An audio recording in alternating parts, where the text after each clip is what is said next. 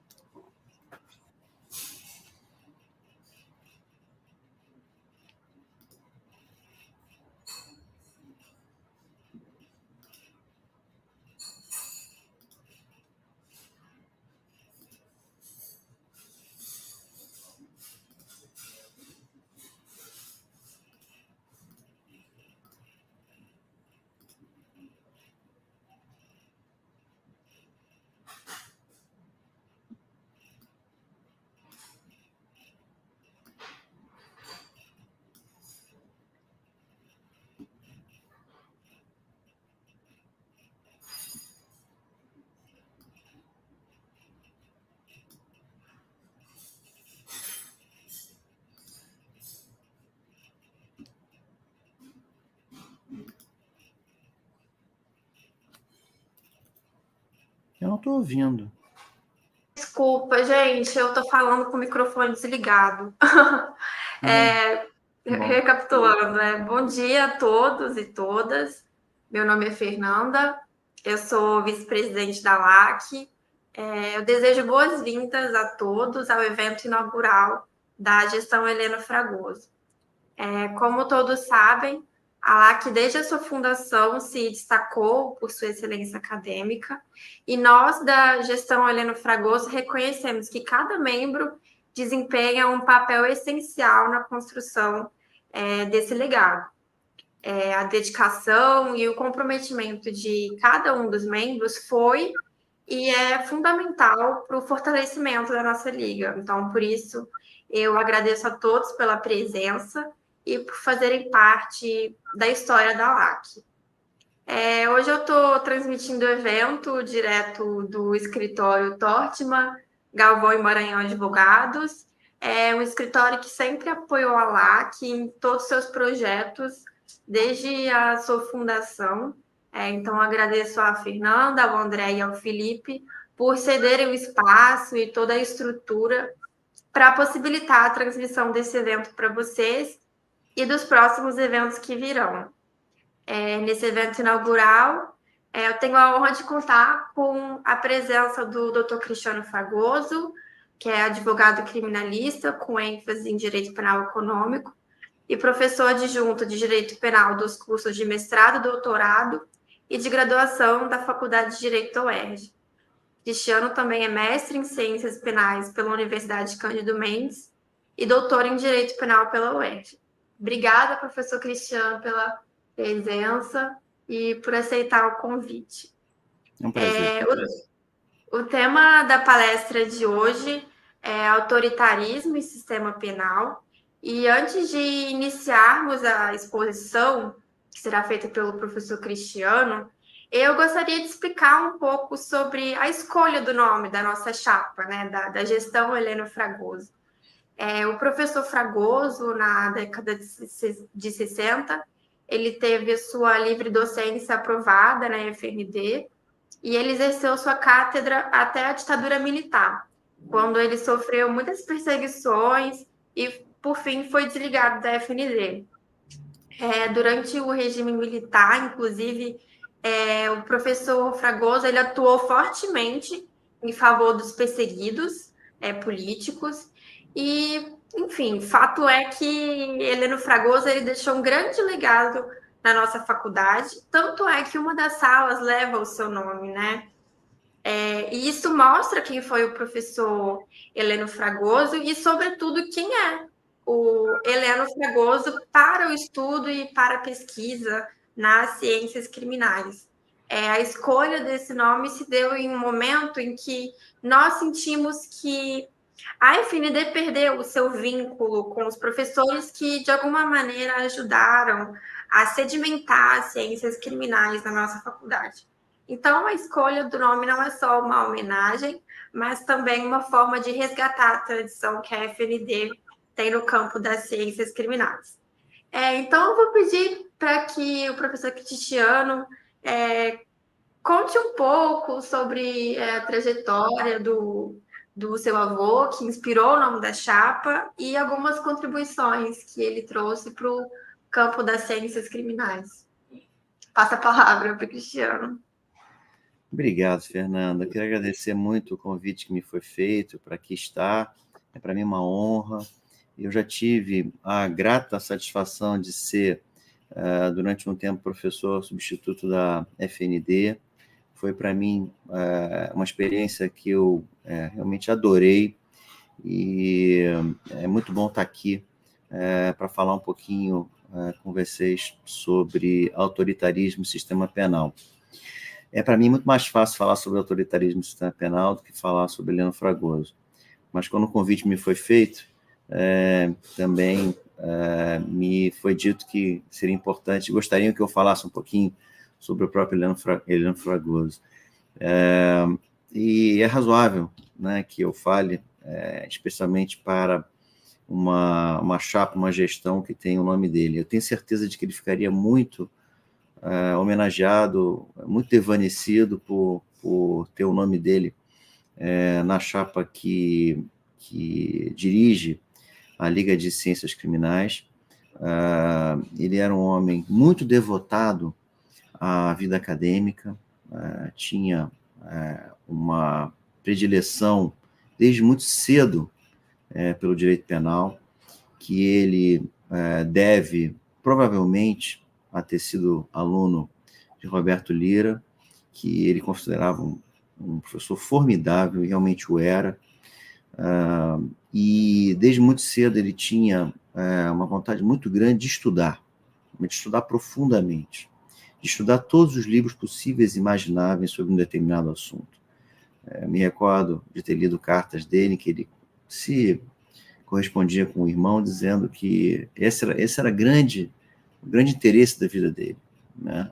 Ser um professor, estudar profundamente, e sentia até uma certa ansiedade quando se não conseguisse estudar todos os livros possíveis sobre um determinado assunto quando escolhia um certo assunto.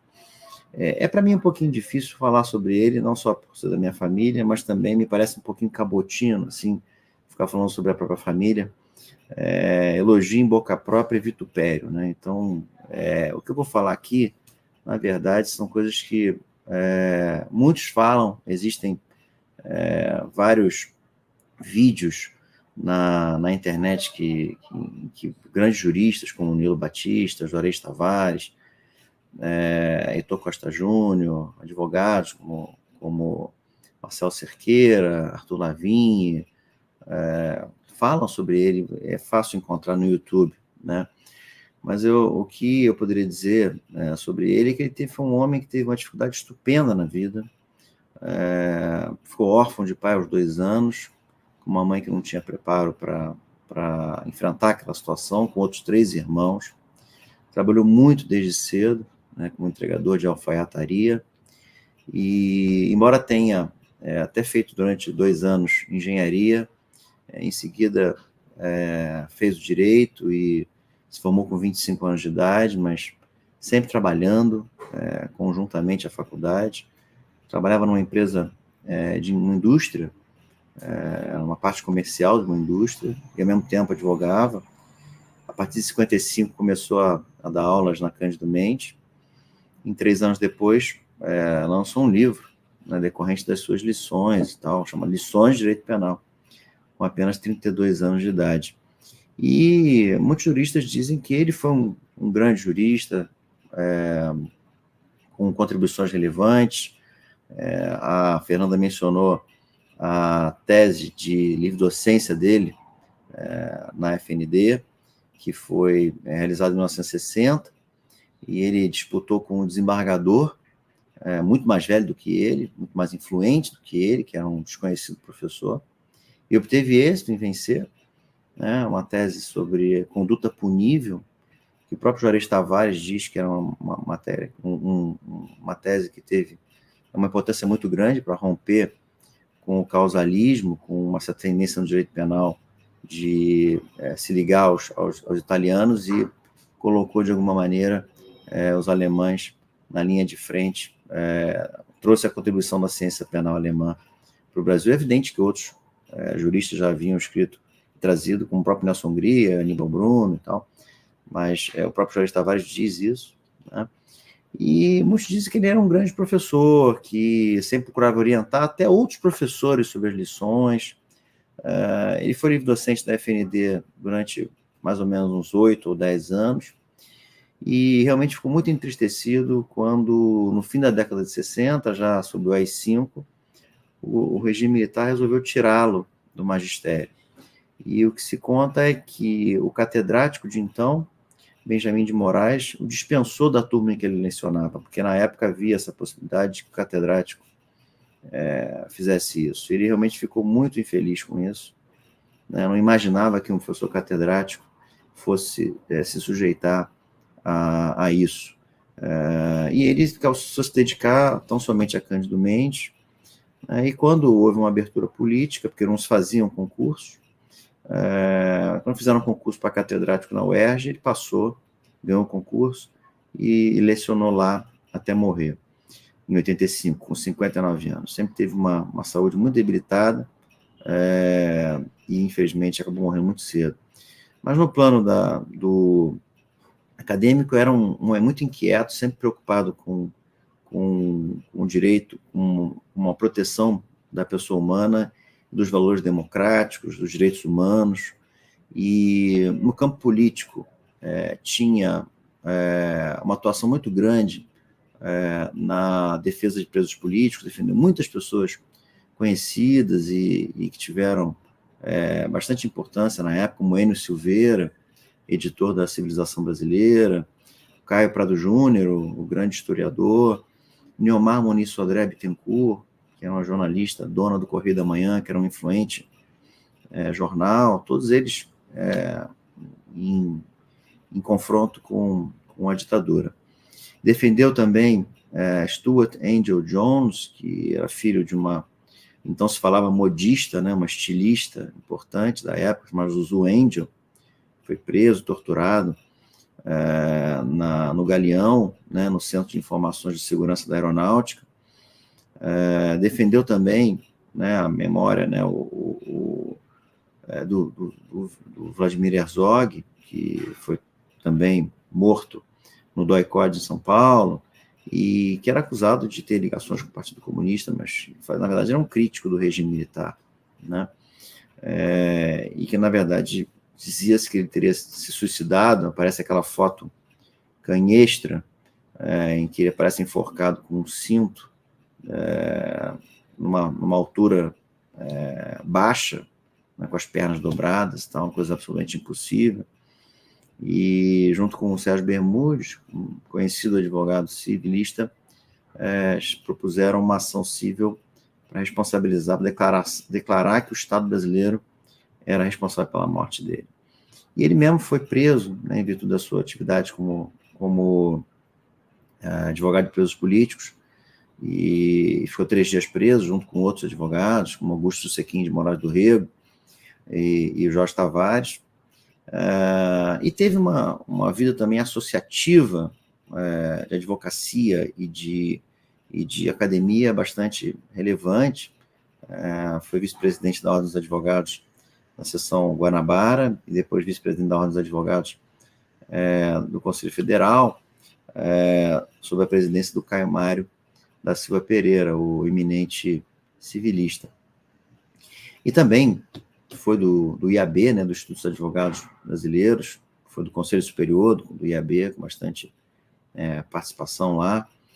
E no campo acadêmico, na vida associativa, foi presidente durante muitos e muitos anos da Associação Internacional de Direito Penal na seção brasileira, e na seção internacional foi vice-presidente. Chegou também a ser vice-presidente da Comissão Internacional de Juristas em Genebra. Tinha uma preocupação muito grande em estar sempre a par do que acontecia no plano internacional. Se preocupava muito com as brutalidades que ocorriam contra advogados em diversos países, que muitas vezes viajou como observador internacional para examinar essas condições de atuação dos advogados e de violação de direitos humanos e prerrogativas profissionais. E no campo da advocacia, além dos presos políticos, ele muitas vezes teve muitos casos de grande relevância, especialmente no direito penal econômico, trabalhou em grandes casos de escândalos financeiros, como o caso do Coroa Brastel, o caso Delfim, tal. Então ele teve realmente uma advocacia muito, muito pujante. E, assim, eu diria, né, eu vou terminar, já falei muito, né, tem muito mais coisas para dizer sobre ele, evidentemente, mas o Sérgio Bermudes, né, que era um grande amigo dele, dizia o seguinte, dizia que se alguém precisasse de uma cirurgia plástica, procuraria o Pitangui. Se alguém precisasse de uma obra arquitetônica, procuraria o Oscar Niemeyer. E naquela época, se alguém tivesse um problema penal, procuraria Heleno Cláudio Fragoso. Então, acho que isso sintetiza um pouquinho a importância que ele teve, porque o que se diz é que realmente, na época em que ele começou, os advogados eram advogados de grande oratória, de grande capacidade de persuasão, mas nem sempre advogados com estofo técnico, jurídico e tal. E Marcelo Cerqueira diz uma coisa interessante, diz que a partir desse momento em que Helena começa a advogar, muda um pouquinho o patamar da advocacia, os advogados começam a se preocupar em ter estofo técnico e diz Marcelo Cerqueira que eles sem Helena, eles advogavam, tocavam de ouvido, né? E quando Helena começou a advogar, eles começaram a tocar por música, né? Por orquestra e tal, dirigidos por um regente que tinha essa capacidade. Então, espero que isso dê a vocês um pouquinho de ideia de quem era Heleno Fragoso, essa pessoa que muito me inspira, né? E que eu, muito sinceramente, só aceitei falar por conta de ser a gestão da chapa Heleno Fragoso. Eu tenho um pouco de cerimônia de fazê-lo, né? Não, nas aulas não costumo citá-lo, não costumo indicar seus livros, não costumo citá-lo nas petições. Me parece, realmente, voltando ao tema um pouco cabotino, ficar fazendo elogio, mas acho que me cabia dar a vocês um pouco de informações desse homenageado, né? Bom, indo ao tema, né, eu agradeço muito o convite para ser chamado para falar sobre autoritarismo no sistema penal. Esse é um tema que me parece de lamentável atualidade. Quando eu escrevi em 2011 e comecei a escrever, escrever em 2009, não havia a noção de que nós teríamos tantas manifestações autoritárias no país e no mundo como nós passamos a ter posteriormente. Esse tema é um tema que me parece importante porque, por vários motivos, porque o sistema penal efetivamente pode ser uma máquina de moer gente, pode ser extremamente duro e autoritário. Provavelmente é um sistema penal em que o autoritarismo se estabelece, se expressa de maneira mais candente e mais trágica. Então, a discussão dessa relação entre o autoritarismo e o sistema penal é muito importante. Esse tema surgiu de uma ideia conjunta entre mim e o professor Nilo Batista, meu orientador, tanto no mestrado quanto no doutorado, porque na matéria do professor Nilo, de política criminal na UERJ, ele me pediu que desse uma palestra sobre o direito penal alemão, sobre o nazismo, durante o nazismo, ou seja, de 1933 a 1945.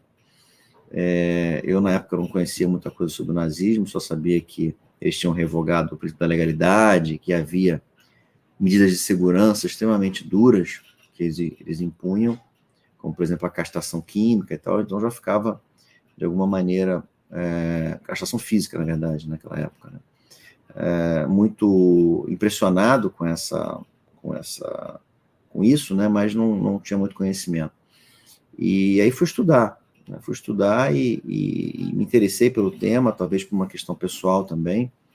O meu avô materno, né? Não o Heleno, mas um avô do outro lado, era judeu e chegou a ficar preso no campo de concentração, depois conseguiu fugir para o Brasil e eu tinha muita relação com esse meu avô, que eu gostava muito. Ele viveu muito mais tempo que Heleno, ele morreu, tinha quase 20 anos de idade, né? Então, acabou que esse tema, de alguma maneira, me tocou pessoalmente também, além de me instigar do ponto de vista intelectual, e eu fui estudar o tema do nazismo e tal. Só que eu não queria fazer uma dissertação, uma tese, na verdade, que fosse uma tese histórica, né? Eu já tinha escrito sobre a repressão penal da greve, que é um tema que tem muitas questões históricas, e eu queria, na verdade, fazer um tema que pudesse ter questões mais atuais. E aí, conversando com o professor Nilo Batista, ele disse o seguinte: olha, Cristiano, você não acha que nós vivemos uma sociedade que tem muitos laivos de autoritarismo, muitos resquícios, uma mentalidade muito autoritária, ou seja, de exercício abusivo do poder por parte daqueles que o detêm? Então, eu acho que claro, você pode estudar o nazismo, mas vamos estudar o que seria os abusos de poder. Você não vai falar em nazismo atualmente, mas o que seriam os abusos de poder na atualidade, né? Então, aí ele diz o seguinte: olha, eu acho que você pode falar sobre o autoritarismo. O autoritarismo pode eventualmente ser um mote, um fio condutor da sua exposição. E aí, ele diz o seguinte: não é possível a gente imaginar que a ciência do direito está inteiramente separada da ciência política, né? A ciência política, ela conforma o direito, ela estuda, né, o que é a política, evidentemente, e a política conforma o direito, e além disso, essa categoria do autoritarismo é uma categoria não só de ciência política, mas também uma categoria que já foi estudada por psiquiatras, psicólogos, psicanalistas, com relação ao que leva as pessoas a terem atitudes autoritárias, a reações autoritárias, até muitas vezes desejar que o poder se exerça de modo autoritário. Então, por instigação muito propícia do professor Nilo Batista, eu fui estudar a relação entre o autoritarismo e o sistema penal. E o meu estudo ali visava responder a seguinte pergunta: será que o autoritarismo é um elemento estrutural de todo e qualquer sistema penal? Ou será que não? Será que o autoritarismo pode ser um elemento de alguns sistemas penais, mas nem de todos, né? E depois do estudo que eu fiz, me pareceu, e essa foi a conclusão a que eu cheguei quando escrevi a tese, que, aliás, eu pretendo enviar para a biblioteca da faculdade, se não houver ainda, alguns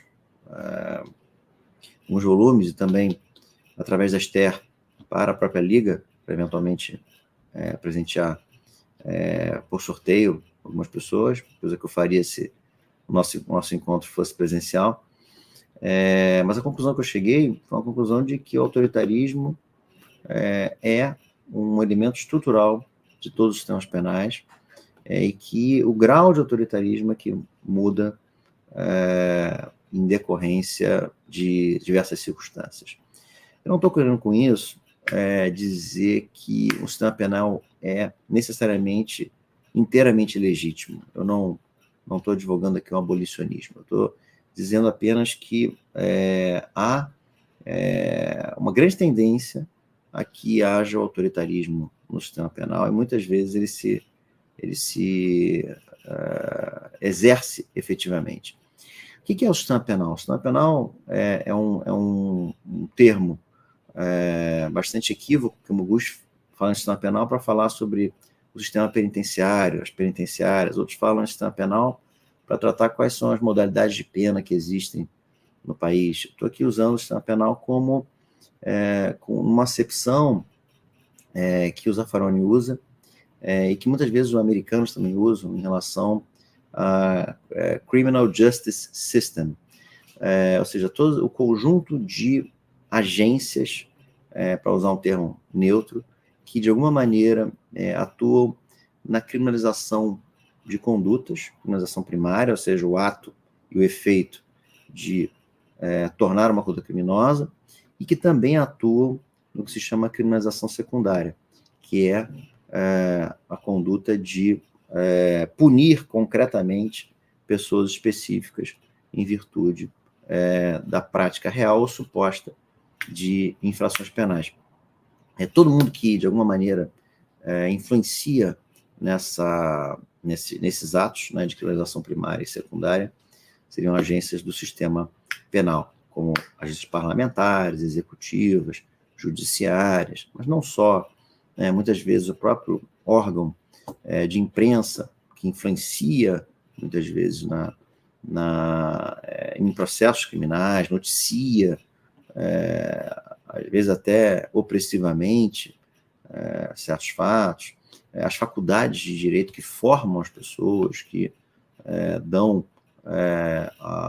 o ensino, discutem as teorias, as organizações internacionais que se dedicam à questão criminal, e diversas outras agências são agências do sistema penal, quer queiram, quer não. E tudo que se tem estudado em relação ao sistema penal é que, quando se trata de agências policiais ou até agências judiciárias do sistema penal, o sistema penal muitas vezes atua de maneira seletiva, ele atua de uma maneira que não é igualitária, e essa seletividade se faz não por critérios gerais, se faz por critérios equânimes, se faz muitas vezes por critérios que têm vieses relacionados com estereótipos de pessoas que são tidas e havidas como pessoas que parecem ser delinquentes. Há muitas vezes um direcionamento natural, não necessariamente maquiavélico, né, do sistema penal, para atuar contra certos crimes que são normalmente praticados por certas pessoas, e uma dificuldade de atuação contra outras pessoas, né? Então, essa seletividade faz com que muitas vezes pessoas que têm estereótipos, que por falta de treinamento social, pessoas que não têm poder social nenhum, ou que não têm condição de praticar as suas estratégias de sobrevivência, se não obras toscas, né, e que são facilmente detectáveis por agentes do sistema, né, como, por exemplo, um roubo. Isso é facilmente detectável, é muito mais fácil do que você praticar é muito fácil ser detectado num roubo à mão armada do que num estelionato ou num crime que exige um pouco mais de sofisticação, né? Claro que há vários casos em que quem é criminalizado, ou seja, quem é punido, não é necessariamente uma pessoa que está no estereótipo, mas aí a criminalização se faz de maneira menos frequente, mas em virtude, por exemplo, de um comportamento grotesco ou trágico, como por exemplo, a morte de um filho, ou um estupro, um fato extremamente grave, e aí acaba a pessoa sendo criminalizada. Ou, eventualmente, mesmo que o comportamento não seja grotesco ou trágico, como diz o Zaffaroni, pessoas que têm uma virtual invulnerabilidade em relação ao sistema penal, ou seja, não são normalmente selecionados, acabam perdendo a sua invulnerabilidade por conta de ter perdido um jogo de poder contra a pessoa que também era invulnerável e que acaba ficando exposta, né? Então, dois políticos, um resolve delatar o outro, né, por conta de uma briga qualquer, e acaba esse delatado sendo acusado, processado e tal, né? Isso já indica uma certa abusividade do poder punitivo, e, além disso, quando a gente estuda o sistema penal, a gente vê que muitas e muitas vezes o maior poder do sistema penal não é o poder só de punir, né? Michel Foucault diz que o maior poder do sistema penal é o poder de vigiar. Não é à toa que o livro do Michel Foucault se chama Vigiar e Punir, né? A ideia é disciplinar. O verdadeiro poder político do sistema penal é esse poder de vigiar. Porque, pensem, a partir do fato de que certas condutas são criminosas, isso permite que se faça uma vigilância de uma quantidade absolutamente fantástica de pessoas, com blitz na rua, com quebra de sigilo bancário, fiscal, telefônico, com as revistas pessoais, com todo tipo de vigilância que se faz com a instalação de câmeras em locais públicos, com o detector de metais, com tudo que a gente pode imaginar de vigilância, que atinge uma quantidade muito maior de pessoas do que as pessoas que são efetivamente presas, né? Além disso, os sistemas penais, todos eles têm, de alguma maneira, um certo conjunto de delitos que são cometidos por membros das próprias agências policiais do sistema penal, como torturas, como esquadrões da morte, que muitas vezes são formados por pessoas policiais ou ex-policiais, desaparecimentos forçados de pessoas, e criando-se o que normalmente se chama de sistema penal subterrâneo. Então, isso tudo já mostra um grande autoritarismo em muitos sistemas penais.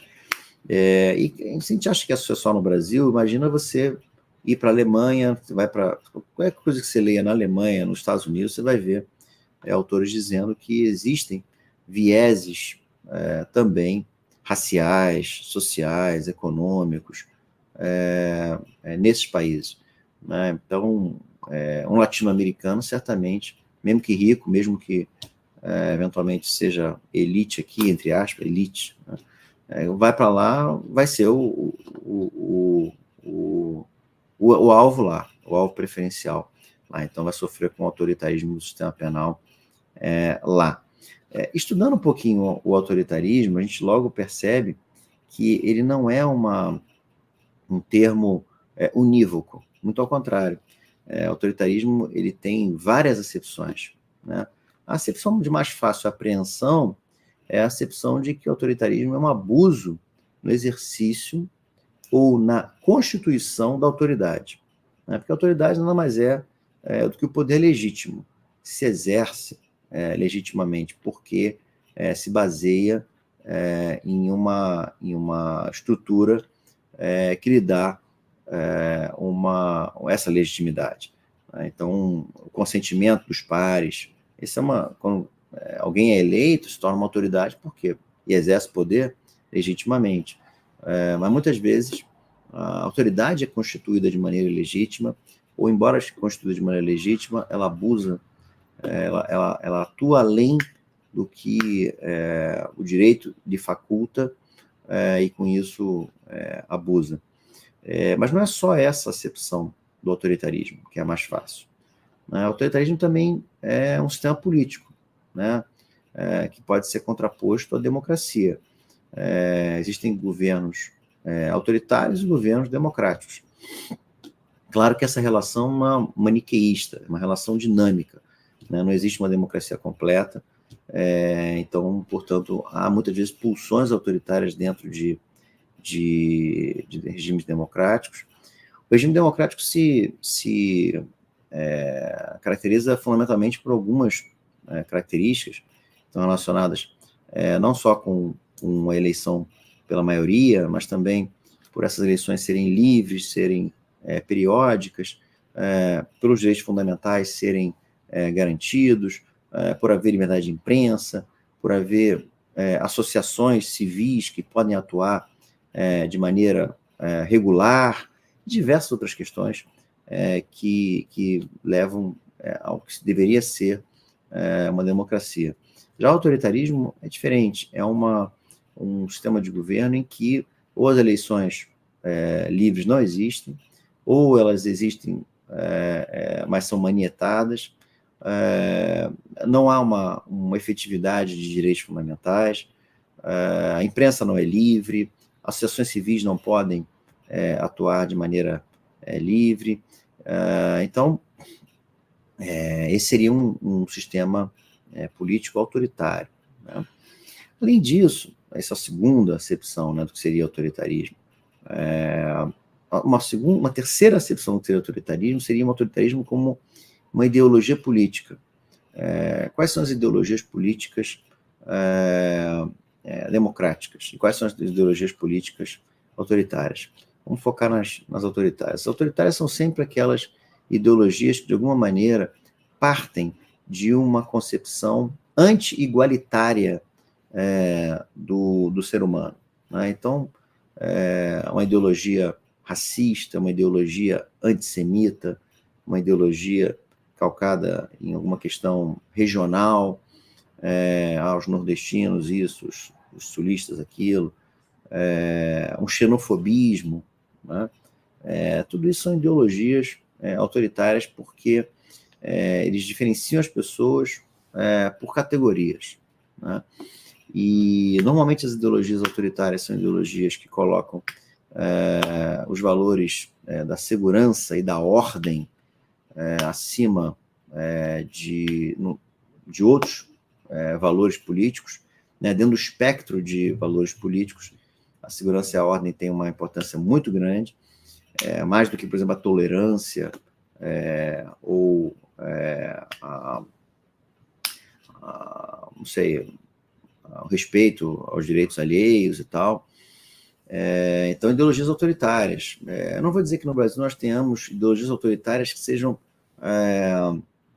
defendidas de maneira clara e aberta pelas pessoas, mas há muitas ideologias que são subjacentes, não ditas, não confessadas, mas que estão ali, embora reprimidas, estão atuam muito, né? Não dizem o seu nome, não aparecem, mas têm efetividade. E uma quarta dimensão do que seria autoritarismo, porque a partir do nazismo, efetivamente, começou a se estudar o que seria o autoritarismo no plano psicológico, né? Então, o que seria uma mentalidade autoritária, né? Então, há diversos estudos que mostram que certas pessoas têm certa propensão a reagir e a desejar o exercício autoritário de poder, né? Ser democrático e atuar num ambiente democrático requer uma grande maturidade, requer uma grande responsabilidade, requer tomar decisões. E muitas vezes as pessoas não querem tomar decisões, as pessoas querem ser guiadas, ainda que de alguma maneira não admitam isso, né? Querem e tal. E, então, um líder que possa dizer: você vai fazer isso agora, aqui vai ser assim. Tal. Então, as pessoas querem isso, né? Querem essa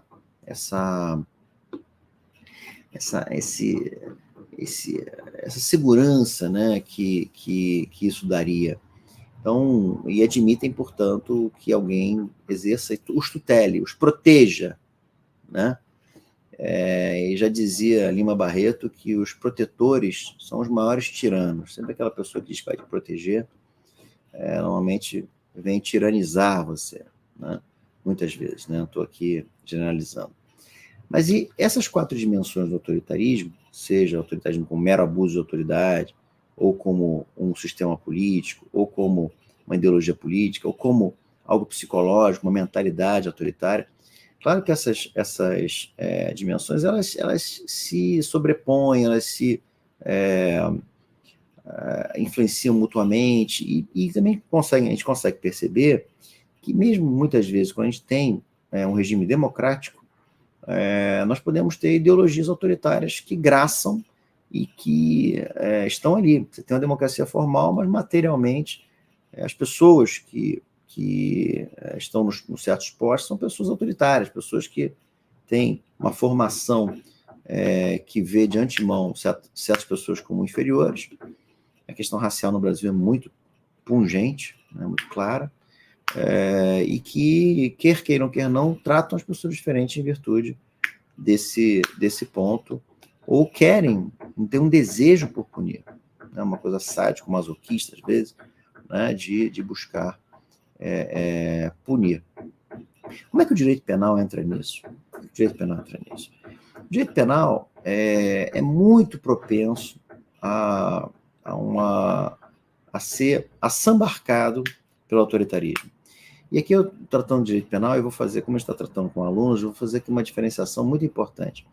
A gente pode tratar de direito penal falando do conjunto de normas jurídicas que, de alguma maneira, se relacionam com o crime e a pena, ou seja, com o direito positivo, o direito objetivo, né? Com a lei, a legislação penal, né?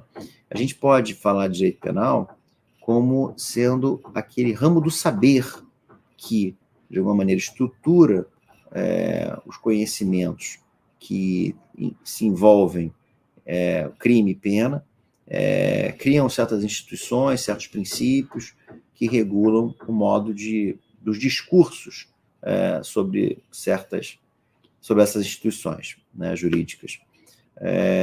E pode falar também do direito penal como o poder que é exercido sobre certas pessoas concretas. O direito penal subjetivo, na verdade, não é um direito penal subjetivo, é um poder punitivo, né? Porque se deflui da soberania e é editado por um Estado que, a rigor, não tem muitas peias, exceto a Constituição, quando a respeita, né?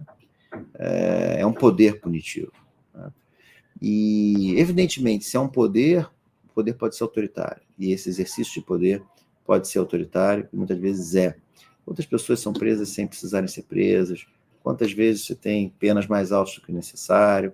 Quantas vezes você tem pessoas presas em condições que a lei não permite? O Supremo já disse na DPF 347 que o nosso sistema penitenciário é um sistema, um estado de coisas inconstitucional, a demonstrar que o nosso sistema penal penitenciário, que melhor dizendo, as penitenciárias são um exercício autoritário de poder. Tem muito mais gente lá do que precisa estar, né? Superlotações, ociosidade, um tratamento que avilta, embrutece e não tem os benefícios que são propalados. E, além disso, muitas e muitas vezes a lei pode ser autoritária. Você pode ter uma lei que traz em si um autoritarismo. Basta ver algumas questões, né? Nós temos uma demasiada proteção do patrimônio, em detrimento de outros bens jurídicos, como até a integridade corporal, né? Por exemplo, o crime de roubo tem pena maior do que o crime de lesão corporal grave, né? Então, se uma pessoa vem e te rouba mão armada alguma coisa, ela recebe uma pena maior do que se ela viesse e ferisse você gravemente, né? Fazendo você perder a visão de um olho, até a visão dos 2 olhos. A pena na lei é menor para a lesão corporal grave ou gravíssima do que é para o roubo com mão armada, que é uma deturpação, né? Muitas vezes também a devolução do dinheiro, em caso de certos crimes patrimoniais ou até crime tributário, fazem com que extinga a punibilidade, né? E com relação a outros crimes, como furto ou roubo, ou furto, mesmo furto, né? Não tem violência, vamos tirar a violência daí para não haver um mau entendimento. O furto não tem a extinção da punibilidade. Então, há, de alguma maneira, uma certa desproporcionalidade, uma certa ausência de igualdade, né? Porque, evidentemente, o crime tributário normalmente é praticado por certos estratos da população, o furto por outros estratos da população. E também, o que me interessa mais é o seguinte: como é que o autoritarismo se expressa na ciência do direito penal? Como é que são criadas novas teorias que dão guarida para o exercício de poder, né? Mais duro do que poderia ser. Eu acho que a gente pode ver isso de várias formas. Isso aconteceu tanto no sistema penal nazista, mas eu vou, como no sistema penal brasileiro atual, mas eu vou focar um pouquinho no sistema penal brasileiro atual. Falar do nazismo levaria a uma palestra muito mais longa. Bom, no Brasil, como em vários outros países, hoje nós temos uma inflação legislativa muito grande. Nós temos uma quantidade enorme de tipos penais, mesmo os juristas penalistas não conseguem ter a noção completa de tudo que é crime. Há uma crença bastante disseminada na eficácia da pena. Eu não estou dizendo que é inteiramente ineficaz, mas é uma crença exacerbada, embora os resultados não sejam resultados totalmente satisfatórios ou nem minimamente satisfatórios, muitas vezes, mas é um paradoxo. Continua-se a crer na pena como um ídolo, como um mito, como algo que poderá cumprir funções que já se vê que não consegue cumprir. E aí, tudo é crime, né? Eu falei outro dia uma expressão que me parece assim, faz todo sentido. É o seguinte: todo mundo quer um tipo penal para chamar de seu, todo mundo quer se ver protegido por um tipo penal específico, e há associações de vítimas, pessoas que vão buscar cada vez mais o aumento de penas. Isso é uma cortina de fumaça, né? Porque muitas vezes os problemas não são resolvidos pela incriminação, raramente são resolvidos, normalmente não são resolvidos pela incriminação, vão ser resolvidos de outra maneira, não pelo direito penal. E aí, além desta expansão, nós vemos muitas vezes, hoje em dia, pouca preocupação com os princípios fundantes do direito penal, que vem desde o iluminismo. A gente vê uma importante violação do princípio da legalidade, com a criação de incriminações extremamente amplas, e que deixam para o juiz uma interpretação do que seja o conteúdo do crime, sem que o cidadão possa saber de antemão o que é crime e o que não é crime, o que permite um exercício autoritário do poder punitivo. E muitas vezes o próprio Supremo Tribunal Federal não tem colocado limite nisso, como poderia colocar. E está muitas vezes mais preocupado com a justiça, no caso concreto, que reputa justo, do que com uma lógica formal de regras de segurança jurídica e tal.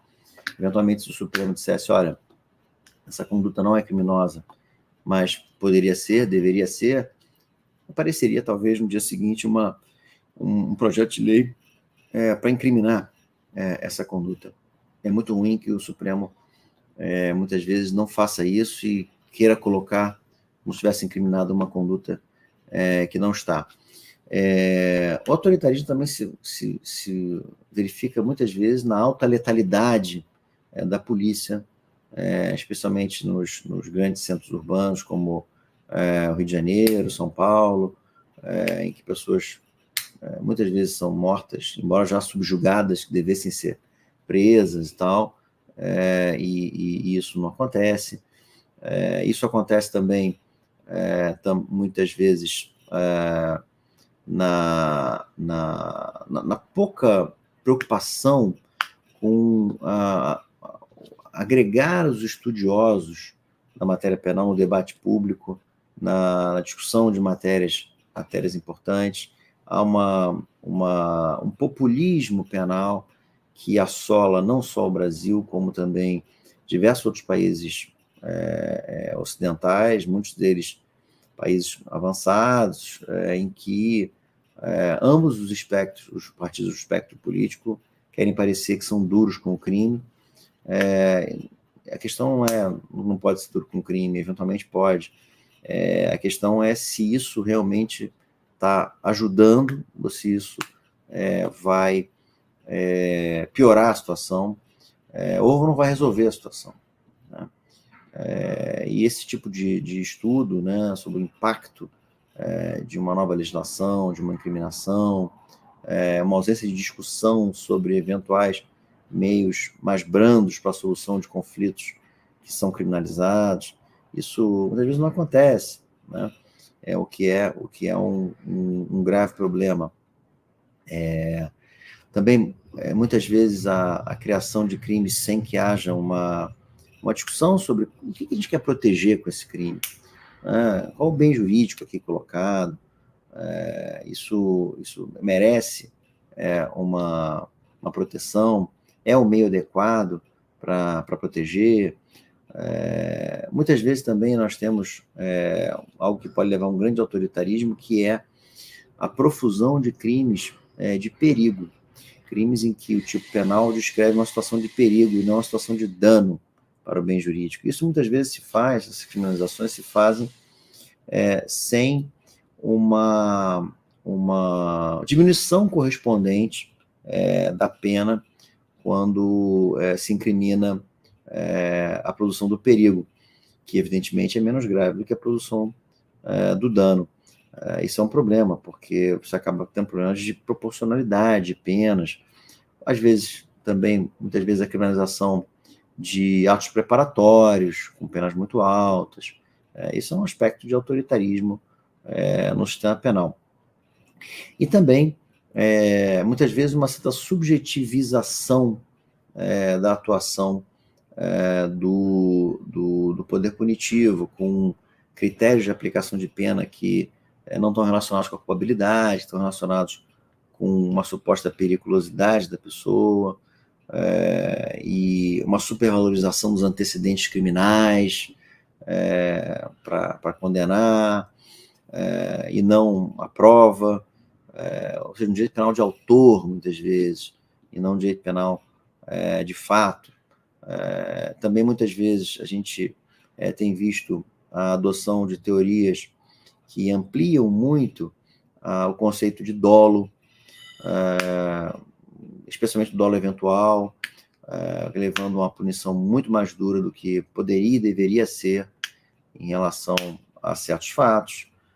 Vários casos que são de culpa grave, culpa temerária, uma culpa em que há uma violação bastante pronunciada do dever de cuidado e da previsibilidade, mas que não há uma vontade, um fio de vontade que ligue aquela pessoa em relação à assunção do resultado. A pessoa é punida, muitas vezes, com dolo eventual, quando eventualmente poderia se pensar uma punição intermediária entre culpa e dolo, com muito maior eficácia e justiça. E muitas vezes também uma profusão de crimes omissivos, né? Essa é uma questão de teoria do direito, né? Autoritarismo aí, criação de deveres de garantidor, além do que o artigo 13, parágrafo 2º do Código Penal estabelece, e responsabilização de pessoas por violação de regras que não são jurídicas necessariamente, ou éticas e tal, é um grande problema. E também, muitas vezes, nas penas, né? Embora, claro, haja, em certa medida, pessoas que ficam impunes, nunca se teve uma punição tão exacerbada no Brasil, como tem no Brasil hoje em dia. Nós temos um grande encarceramento, muita gente presa, as penas sempre, tanto na cominação, quanto na aplicação, quanto na execução, uma exacerbação muito grande das penas. Toda hora, leis para aumentar a pena, os juízes, muitas vezes, mais duros na imposição de pena, e a execução cada vez mais difícil, né? Com o aumento das quantidade de pena que precisa ser cumprida para progredir, muitas vezes até impedindo a progressão, e uma falta de preocupação com aspectos de ressocialização, criação do RDD, né, que é o regime disciplinar diferenciado, já foi chamado por René Ariel Dotti, um saudoso jurista paranaense, de regime da desesperança, porque cria realmente uma grande dificuldade para aquele que está ali preso. E hoje em dia, também, até uma notícia de ontem ou de anteontem, a CCJ do Senado aprovou a castração química para criminosos sexuais, o que é um equívoco palmar. É evidente que os crimes sexuais, eu tenho mãe, tenho mulher, tenho filha, né, os crimes sexuais são execráveis, mas não é a saída a castração química, né? Não vai resolver o problema. Nem sempre crime sexual tem a ver com libido, tem a ver com poder, tem a ver com outras coisas, e não resolve, fora que viola a dignidade humana, leva é uma pena corporal, né? Porque inclusive por isso, penso eu, viola a Constituição, a humanidade das penas, e não vai resolver o problema.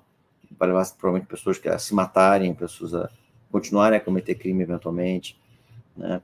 Então, é um problema. O autoritarismo pode se estabelecer muito facilmente, com esses exemplos que eu dei muito rapidamente, no seio do sistema penal. Eu queria finalizar dizendo o seguinte: a mentalidade autoritária, ela muitas vezes se dissemina, ativada pelo medo, e muitas e muitas vezes certos meios de comunicação incutem medo na população, e com isso faz com que a gente adote uma mentalidade autoritária que nos leva a aceitar e até querer exercícios autoritários de poder punitivo.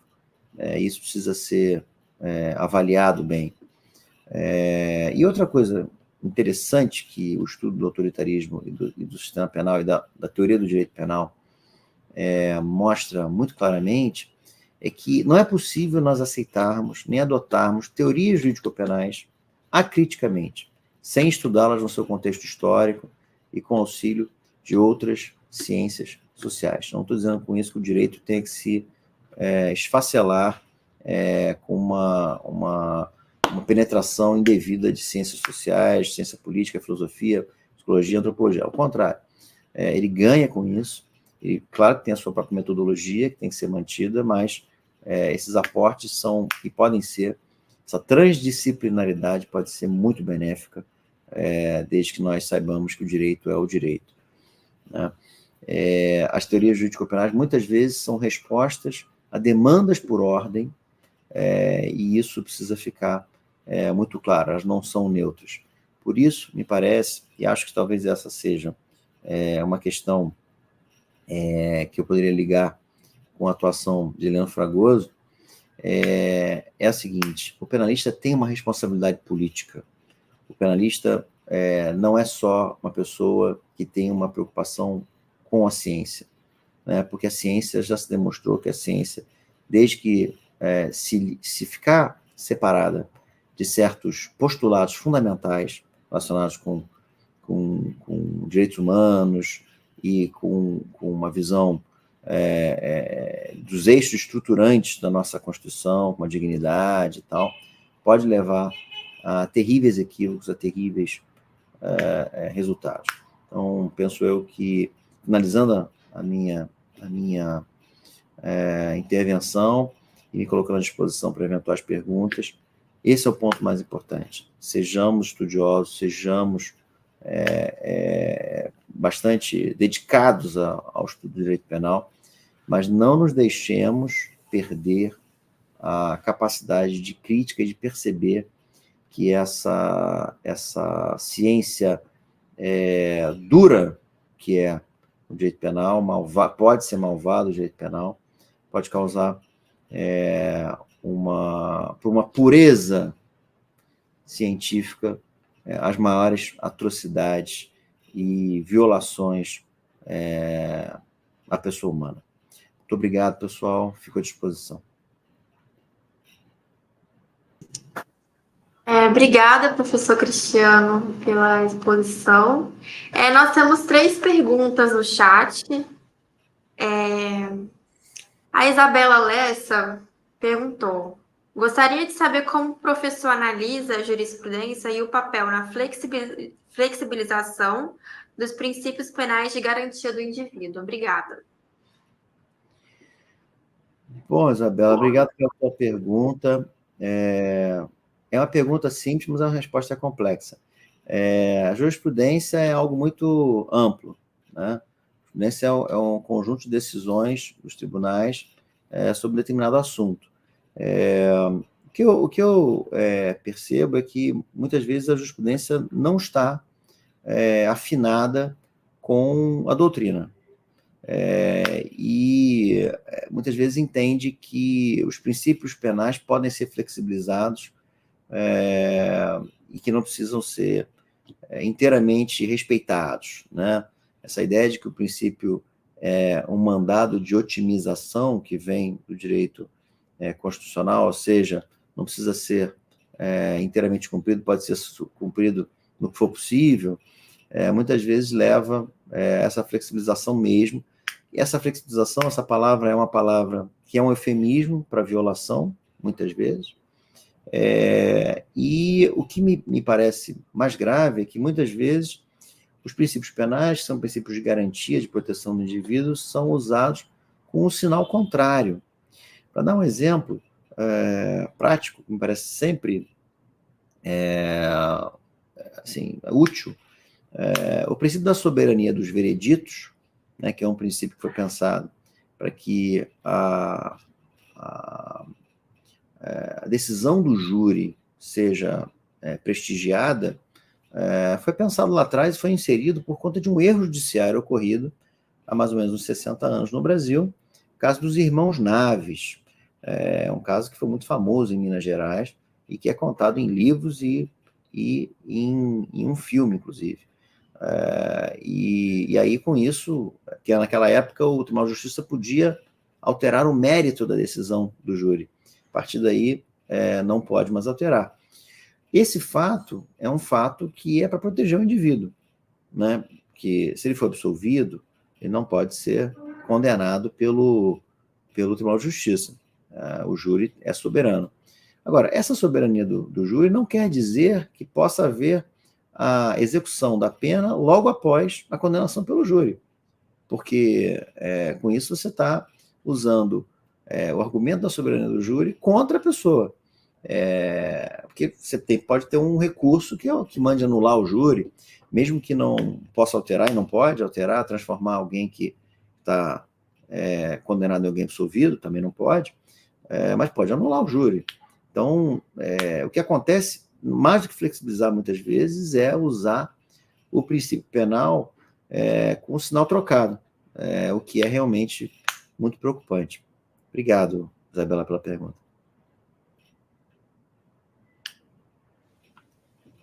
A Clara Novaes perguntou: professor, se possível, gostaria que o senhor falasse um pouco sobre a figura do juiz de garantias e como uma forma de minimizar o autoritarismo no sistema penal.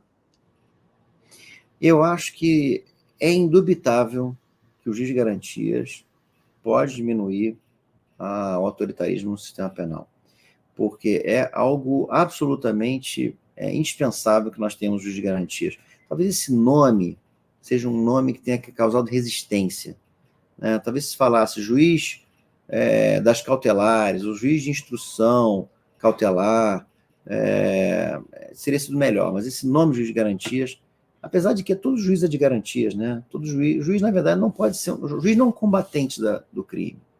A gente tem logo que afastar isso. O juiz, ele está ali para garantir que o direito vai ser aplicado, né? As garantias tanto para um lado quanto para o outro. A verdade é que se o juiz decreta prisão, decreta medidas de constrição patrimonial, ele se torna, de alguma maneira, envolvido com aquele assunto, ele toma uma certa posição que, penso eu, sim, tisna, dificulta a atuação dele no processo posterior.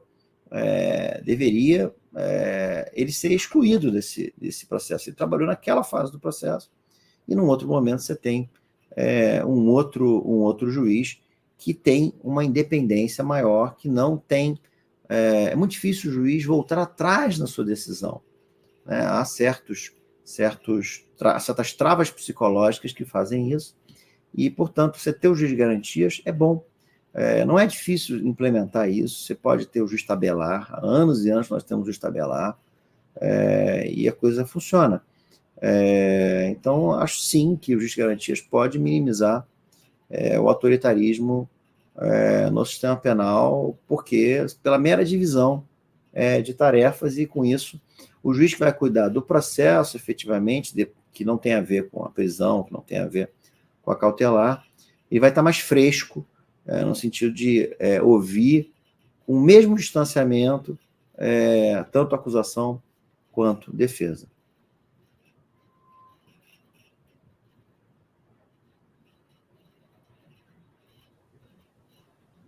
A próxima pergunta é do Jorge.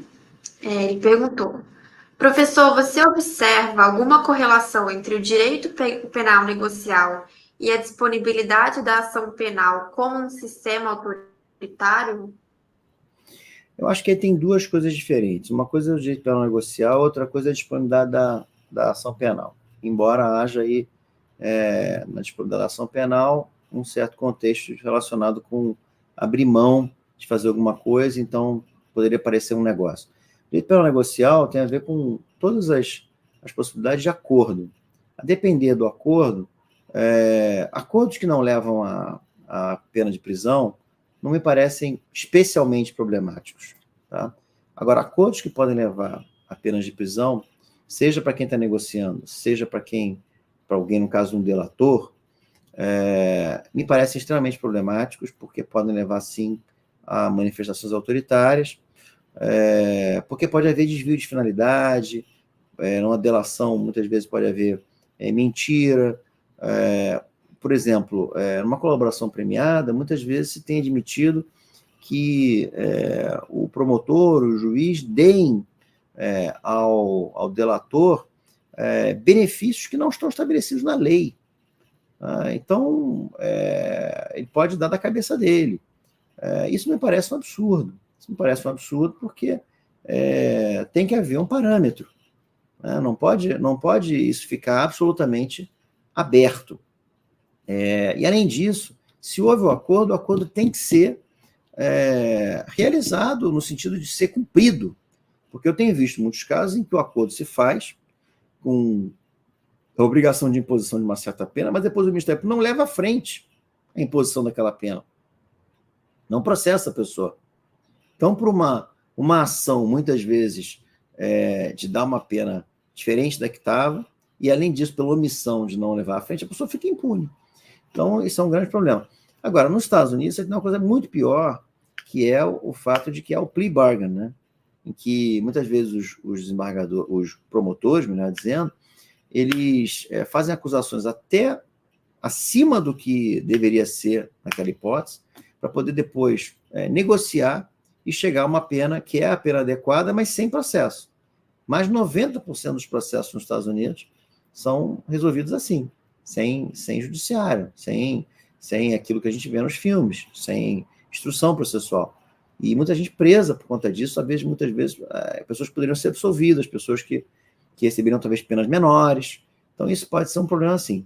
A questão da disponibilidade da ação penal pública, imagino eu, é uma questão mais complicada, né? Está se discutindo hoje, mais sofisticada, digamos assim. Está se discutindo hoje o artigo 385 do Código de Processo Penal, que lá se diz que mesmo quando o Ministério Público opina pela absolvição, o juiz criminal pode condenar. Muitos autores dizem que isso viola o princípio acusatório, porque se o Ministério Público deixou de sustentar a acusação, o juiz estaria condenando no momento em que o próprio órgão acusatório já abandonou a acusação, e muitos chegam a dizer que o contrário, que, olha, não, se você permite que o promotor abandone a acusação, você transformou o promotor em juiz. Né? O juiz, se ele decidiu e tal, e como é que é isso? se ele não... Quem vai fiscalizar esse promotor de justiça que abandona a acusação? A mim me parece o seguinte, me parece que tem que ter acusação e que a acusação tem que ser mantida, né? Mas a gente tem, por exemplo, a vítima pode participar do processo penal. Você pode imaginar que o Ministério Público resolva abandonar a acusação, mas você pode ter a vítima como assistente de acusação, que pode ser representada tanto por um advogado quanto por um defensor público, eventualmente, para acusar. Então, a vítima pode retomar o processo e dizer, olha, o Ministério Público pediu a absolvição, mas eu peço a condenação. E com isso, me parece que, havendo um pedido da acusação, mesmo que seja assistente do Ministério Público, desde que legitimado, o juiz pode apreciar. Me parece que essa seria uma decisão salomônica entre dizer que o Ministério Público, se pede absolvição, o juiz não pode condenar, ou dizer que o Ministério Público pode simplesmente acabar com a ação penal no meio. É claro que não é uma decisão, não é uma solução isenta de problemas, né? Mas me parece uma solução que está no meio termo, que eventualmente pode prevalecer. O juiz sempre terá a palavra final, desde que haja acusação, seja feita pelo Ministério Público, seja feita pelo assistente. Acho que a gente tem que discutir essas soluções melhor. Mais alguém? Nós temos mais 3 perguntas. Estou à disposição. A Tainá Chaves perguntou: professor, o doutor comentou que as alocações penitenciárias brasileiras possuem condições institucionais, violando outros direitos, além da privação de liberdade. Neste caso, constituem autoritarismo? Com certeza, na sua versão mais básica, mais elementar. Porque, vejam, a lei é uma franquia para a atuação da violência contra alguém. Não é? Porque se a lei diz que você pode ser preso, ficar 2 anos preso, é uma violência que o Estado pode exercitar contra você. Ele pode tirar você da sua família, das suas atividades normais, e botar você encarcerado. Isso é uma violência. Essa violência ela tem que ser feita da maneira legal, porque a Lei de Execuções Penais estabelece os parâmetros, e as celas têm que ter certo tamanho, certa condição de ventilação, de térmica, que não pode ser algo que seja 60 graus, de condição de manutenção da saúde da pessoa, de alimentação digna para aquela pessoa, e tudo está na lei. E se isso não é feito, o poder que está se exercendo sobre aquela pessoa é um poder autoritário, é um poder ilegítimo. No que está calcada a possibilidade de uma pessoa ser mantida presa numa cela que cabem 20, mas tem 60 lá dentro, né? Em que o Estado não consegue evitar que a pessoa seja vítima de um abuso sexual lá dentro, que fique lá dentro com temperatura de 60 graus, que não possa ver a luz do sol, né? Isso tudo viola direitos humanos, viola o que está na própria lei de execução penal. Então, são poderes autoritários, porque estão além do que seria a franquia do que permite a lei, sem dúvida. Agora, é um problema muito mais sério. O que você vai fazer? Vai soltar as pessoas? Você vai colocar... É o seguinte, olha, se não tem vaga, não pode ser preso, né? Juízes que fizeram isso foram perseguidos. Foram perseguidos pelos seus tribunais, muitas vezes. Né? Então, é uma questão que tem que ser discutida.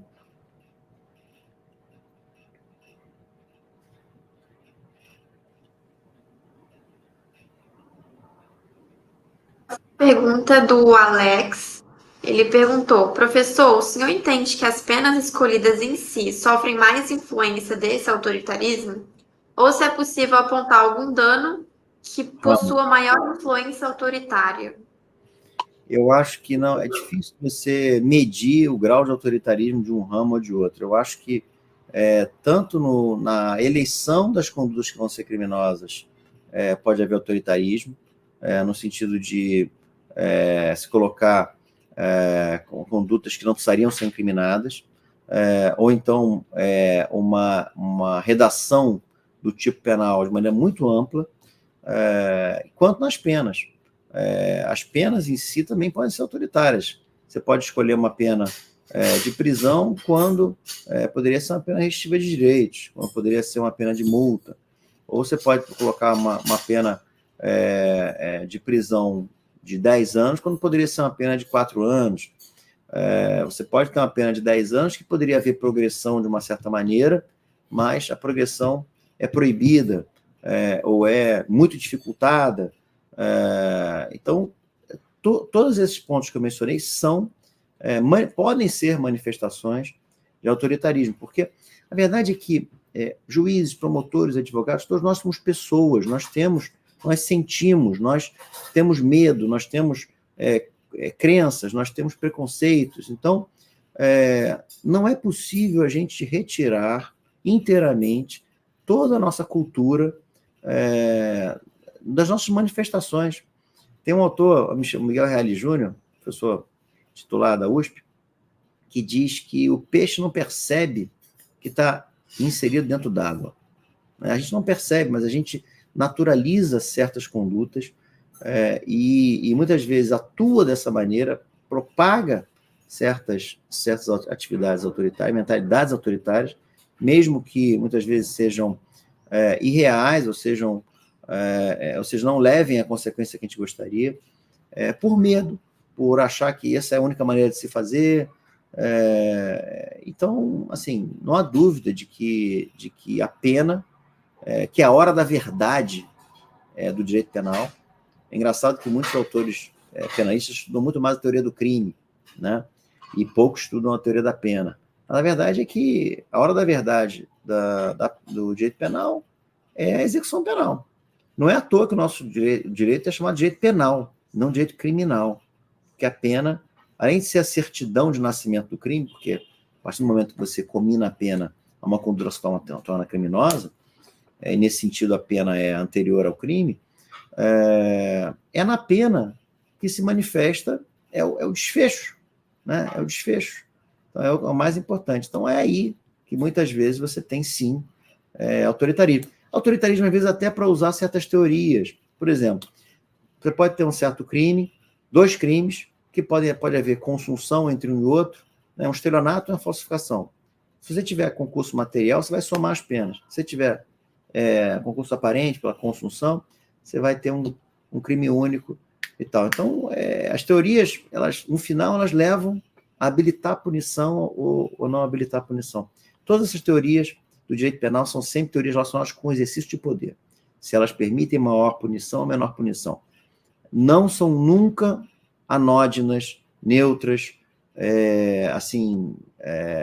impotentes de causar danos, não. Você vai estudar a teoria objetiva, subjetiva, mista, sempre tem 3 teorias, né? Você vai sempre conseguir chegar, se você estudar a fundo, quais são as consequências relativamente à imposição de pena. É isso que é muito importante, isso que a gente tem que ter noção. Elas não são inteiramente neutras. Ao contrário, elas têm intencionalidades para permitir mais punição ou conter punição.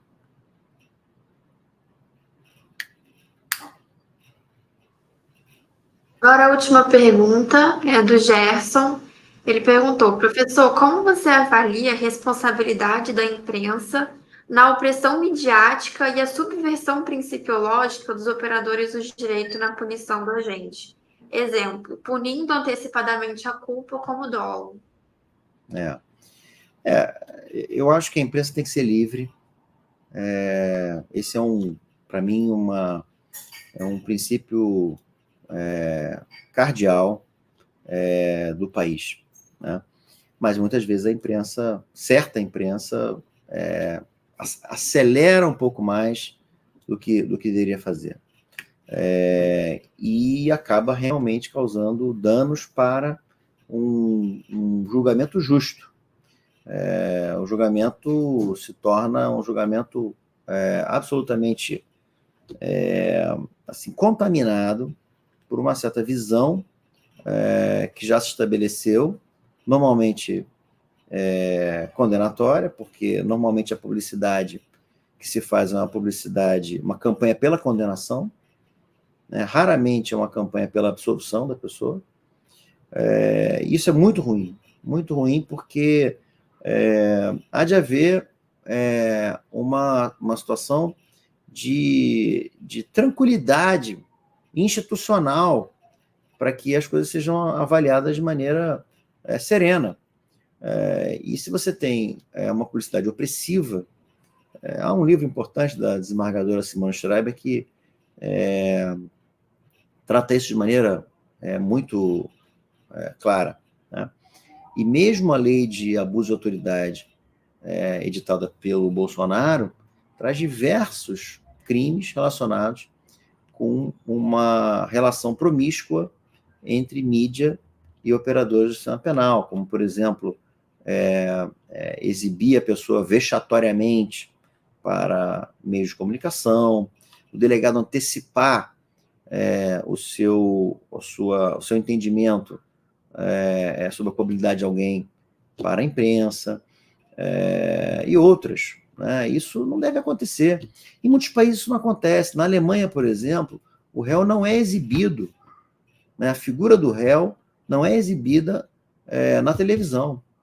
Por quê? Porque sabe-se que isso pode levar a uma destruição da vida daquela pessoa, com muito difícil reparação. E não só daquela pessoa. Muitas e muitas vezes eu vi casos em que os familiares, crianças, filho do acusado, neto do acusado, foi extremamente atingido por conta disso. E às vezes a pessoa é inocente. Não é?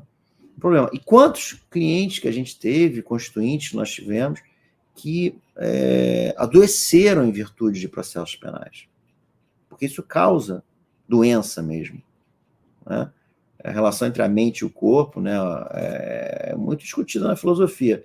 Eu acho que existe uma relação. Quando a sua mente não está bem, o seu corpo sofre. Então, esse tipo de pressão, muitas vezes a pessoa tem câncer, a morrer. Já vi várias pessoas acontecerem. Então, assim, tem que claro, a indignação ela tem que ser ventilada, a gente tem que cobrar que haja um processo justo e tal, mas condenar previamente, se a imprensa fizer isso, não, isso é absurdo, isso não pode acontecer, né? E acho que quem fizer isso de maneira dolosa ou com culpa grave tem que sofrer as consequências, ser responsabilizado de alguma maneira. E é um tema tabu no Brasil, né? Porque nós tivemos censura, nós tivemos realmente violações à liberdade de imprensa que ninguém quer, mas também não podemos, de outro lado, permitir que se faça uma condenação sem provas, ou sem avaliar as provas direito.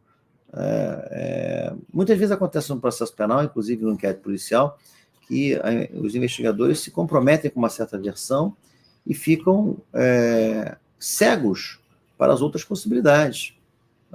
Há uma certa pressão, muitas vezes, também, feita ao delegado, de que ele resolva o crime rapidamente. Há crimes que não são facilmente solúveis, e muitas vezes as autoridades públicas querem, precisa dizer quem é o culpado. E aí elege-se alguém que parece ser o culpado, e aí a investigação já não se faz mais como poderia ser feita, com uma amplitude de linhas de investigação e uma visão de túnel, como se diz, para saber só aquilo que interessa. Então, isso é problemático, porque muitas vezes a imprensa, né, muitas vezes a imprensa pauta a atuação da polícia, pauta a atuação do próprio judiciário, em alguns casos. Ela sabe que tem esse poder, porque sai alguma coisa num jornal e tal, o governador vai ligar para o secretário: vem cá, que crime é esse? Temos que dar uma resposta. O secretário vai ligar para o delegado-geral, o delegado-geral vai ligar para o delegado da delegacia, o delegado da delegacia vai ligar para o escrivão, para o estagiário. Resolva isso aí, né? E deem quem é o culpado, vão trabalhar e tal. E às vezes você fica premido por apresentar soluções rápidas e pode cometer injustiças bastante graves.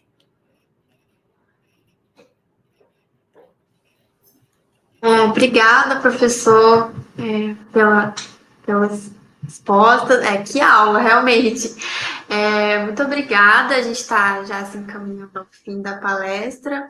Eu queria agradecer ao professor Cristiano por ter aceitado esse convite de dar essa palestra que foi sensacional. Tenho certeza que todos que assistiram e que assistirão terão lições valiosas aí para aplicação, né, na prática da área.